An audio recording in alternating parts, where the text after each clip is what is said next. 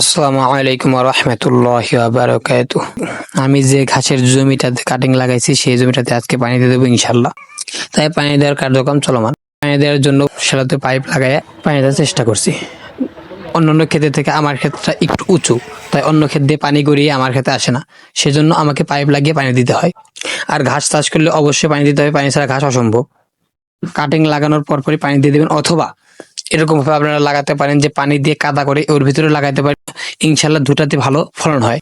আমি সম্পূর্ণ ক্ষেতটাতে পানি দিয়ে সার দিয়ে দেবো, সেজন্য আমি সারও এনে রেখেছিলাম। আলহামদুলিল্লাহ পানি দেওয়া শেষ, এখন আমি খেতে সার দিব।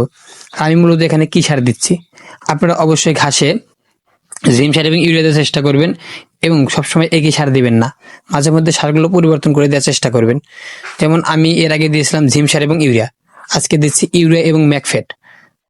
আলহামদুলিল্লাহ আমি পর্যাপ্ত পরিমাণে একটু বেশি করে সার দেওয়ার চেষ্টা করি।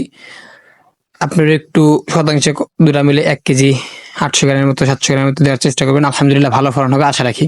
খামারের জন্য ঘাস ছাড়া ছাগল খামার একদমই অসম্ভব, সেজন্য অবশ্যই আপনারা ঘাসের পর্যাপ্ত পরিমাণে যত্ন নেবেন, এবং কাটিং লাগানোর পর অবশ্যই আপনারা পানি দিয়ে দিবেন, কিংবা কাদা করে কাটিং লাগাবেন।